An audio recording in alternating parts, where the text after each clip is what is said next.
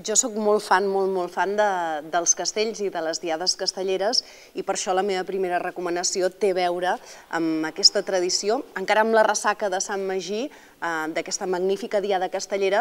jo el que he de fer és recomanar-vos les actuacions castelleres a Tarragona, no només una, sinó totes les actuacions castelleres que es fan, la de Sant Magí a la plaça de les Cols, la diada del primer diumenge de festes amb colles d'aquí, colles convidades de primer nivell, la diada de Santa Tecla, la Mercè i evidentment enguany que és any de concurs, doncs us recomano el que alguns denominen l'espectacle casteller més gran del món. Imagineu-vos, si el tenim aquí a Tarragona, a la Tàrraco Arena Plaça, jo crec que és una bona oportunitat per veure castells, per veure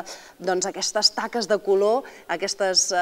camises castelleres enlairant els seus màxims castells. És una recomanació, ve gent d'arreu del món, per tant, nosaltres que som d'aquí no ens podem perdre el concurs de castells de Tarragona el primer cap de setmana d'octubre, dissabte i diumenge. Segona recomanació, en aquest cas té a veure amb l'estómac, perquè m'agradaria recomanar-vos un restaurant que ha obert fa molt poquet les seves portes, precisament aquí a la part alta. És el restaurant L'Almosta i crec que és un concepte de restaurant molt interessant, és un concepte de restaurant de slow food, de menjar molt elaborat, molt treballat en productes de la terra, en productes ecològics, que a més barreja dins el seu restaurant propietaris d'aquí, de Tarragona, gent molt vinculada a la ciutat i gent vinguda de fora. El Leo i la Gina, per exemple, són dos mexicans que també donen aquest punt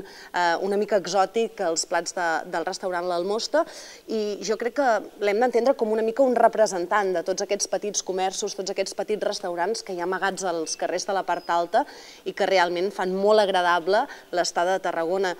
I la tercera,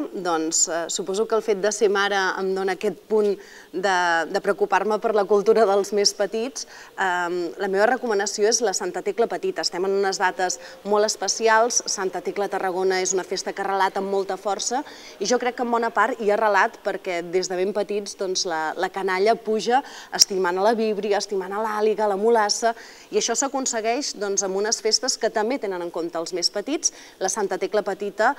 ha entrat amb molta força dins la seqüència ritual de les festes de Tarragona i tenim una baixadeta, tenim un cercavil amb cada any nous elements, enguany els nanos nous petits, l'any passat el ball de cossis petit. Jo crec que val molt la pena també amb el correfoc petit. Són com les festes de Santa Tecla en miniatura, és una manera que els més petits hi tinguin aquest primer tastet, aquesta primera aproximació. La cultura popular també és cultura, de vegades ho oblidem, i en aquest cas és un patrimoni immens de la nostra ciutat.